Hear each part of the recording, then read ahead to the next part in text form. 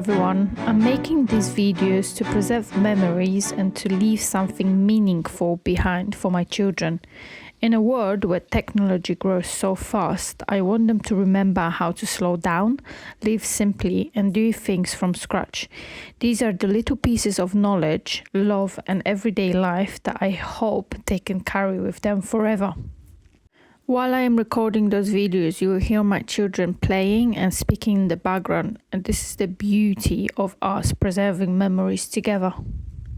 I thought it would be really nice for my children to have a video of their mother cooking and speaking to them and growing them as human, and I thought it would be really nice for them to have this as their everyday memories that they can always come back to. I am getting older and I'm thinking about my mom and my dad living so far away from me as they have moved back to Poland, where they are originally from, and I don't have them here with me in England, and it makes me feel sad, and I don't feel like I have enough time left with my mom and my dad to feel this connection and family unity. And I don't want my children to feel like that when I'm gone, and nothing is forever, and unfortunately one day I will be gone and they will be here with their children and their grandchildren. And with the technologies that we have, I am able to record those videos for them so they can always go back to it and watch it and listen to it and learn from it, and they hopefully will feel like I am there with them in the room. With that said, let's get into it. Right now you see me making a stew, and it was a very quick decision and a fast making dinner. I just had a piece of beef that I cut up in little pieces, well, larger pieces, and I put some frozen vegetables that I buy fresh and pre-cut it and froze it into a bags ready for stews and soups. There is usually leek, carrot, and parsnip in it. When I want them, I just take them out of the freezer and I put it into the dish that I want. It works very well, and as you can see, it turns out pretty well. I also added some potatoes into it, obviously, to make it a little bit more filling, and I thicken up the sauce with some flour, and it worked super well, and it was really tasty. I didn't really flavor it in any way. I think I just put some beef stock into it because the meat itself have a lot of flavor, and I also put some salt and pepper. It was a very simple, very quick dish, and it worked really well with my family. Now, this is a new recipe I found out online, and it's homemade jelly, like jelly babies for children. I don't like how much preservatives and additional chemical substances are added into children's sweets, and I think they are very easy to make. So I have found a easy recipe to follow. I think it was 4 or maybe 5 ingredients in that recipe. And I followed it to a T, and I made apple flavored jelly beans for my older child, and she loved it. Winter is approaching very fast. In order to boost immune system, I am making elderberry syrup with some, you can flavor it with some honey or anything that you have on hand. I had a little bit of honey, so that's how much I put it. And we take 1 tablespoon of the elderberry syrup a day, and so far no sickness, and it's almost end of November, which I'm really glad for. It's very common to add some cinnamon to it, maybe some ginger, maybe some cardamom, maybe some star anise to make it taste better. There is nothing better than homemade cakes, and we have managed to grow our own pumpkin, and I decided that I will make a pumpkin cake with this. I have first roasted the pumpkin, and then I have scooped it all up and drained it with the muslin cloth to reduce the liquid and the water in it, and turns out to be almost perfect amount as the recipe was calling for it. It was the first ever time I was making a pumpkin cake. I have never done it before and it turns out so well. The recipe is so good. I have put it in my recipe book and I will link it in the description down below if you want to try it. My family ate the whole tin. I don't think we have shared it with anyone. I don't think we usually give our cakes and some of our food to our neighbor. She's a friend, but this time we didn't share any of it. And the cake, of course, would not be the same without any of the icing on top. So I have made a cream cheese icing, and my husband, he doesn't ever eat a cake without icing. So I was making sure that I had that on hand. I sometimes wonder how our lives will look in 50 years. I'm 30 now, so I would be 80. I have a great grandmother who is going to be turning 96 in April next year, and that's an age I would like to live to. And I just wonder how different the life will be. I really hope that those videos that I'm making will help my family, my children and my grandchildren, and encourage them to make things from scratch, because I can only imagine what kind of robots will be available at that time and how little of effort they will have to put into baking or making things. However, with that said, I really hope that those amazing homemade cakes will last. Now, what's a must in my house? It's a sourdough bread. Not everyone loves it because my partner do not enjoy sour bread as much as I do and my daughter do. However, it's a very healthy alternative to a white bread and I bake it all the time.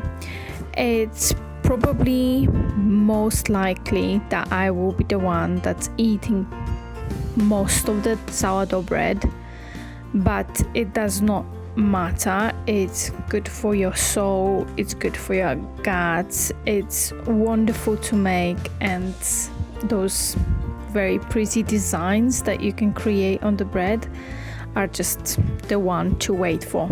Sourdough is very forgiving and it's not as hard to make as you might think it is. I think the most important thing about sourdough is to have the Dutch oven to bake it in, and if you have that, then you're good to go.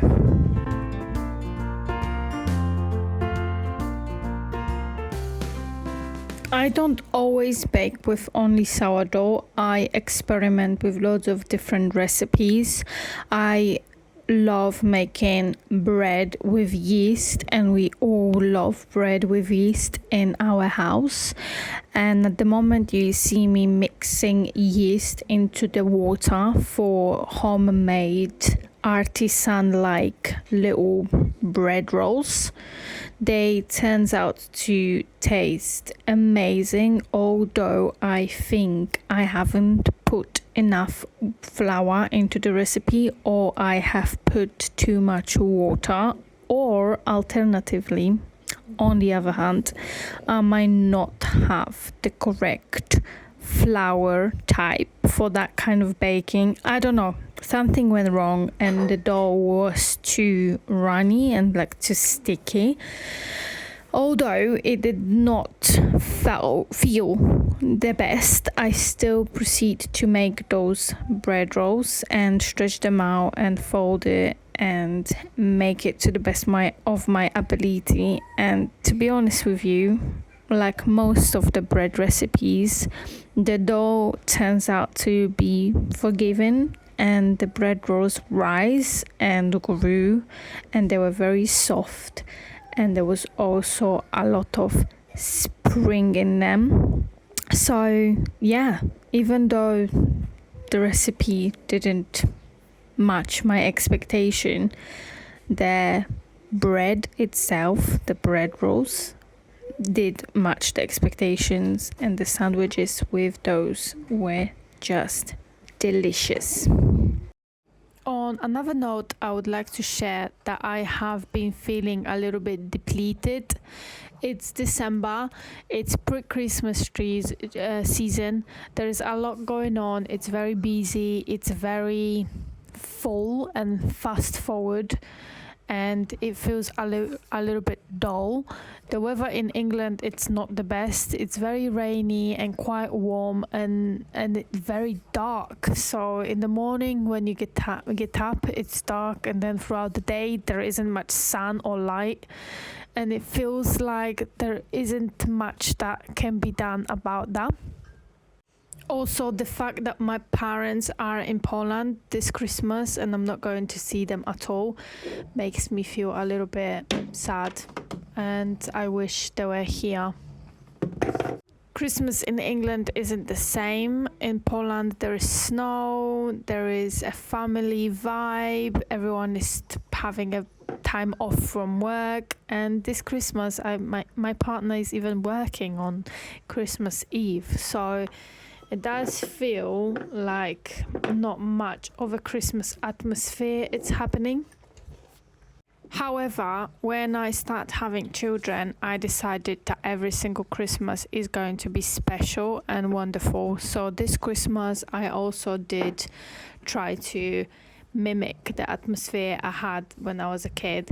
So we did dress up a Christmas tree. We are going to decorate the house a little bit, and I'm buying Christmas presents, and we are going to have a Christmas dinner, even if it's only me, my children, and Stephen. And I am going to determine myself to have the most wonderful, calming, soothing and peaceful time, hopefully to relax and to enjoy my family.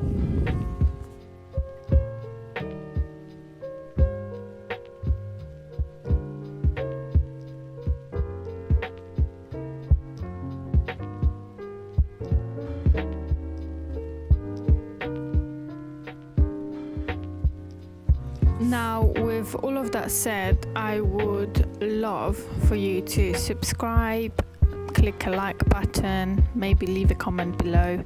It's all about sharing our experiences, preserving memories, and connecting together, because nowadays everything's online, and we might as well create together a community that's supportive.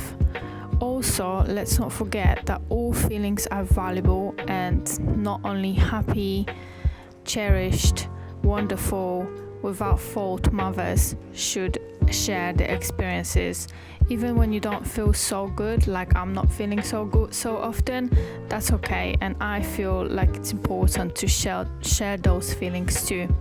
I often see a lot on internet that's just wonderful, and it makes me feel like I'm a failure, and I'm not a failure. I'm just not a perfect mom, and that's okay, because nobody really is perfect. We all have our own differences, and we all have our own faults and things that we are good at and things that are bad at. Nevertheless, yes, like I said, I would love for you to connect.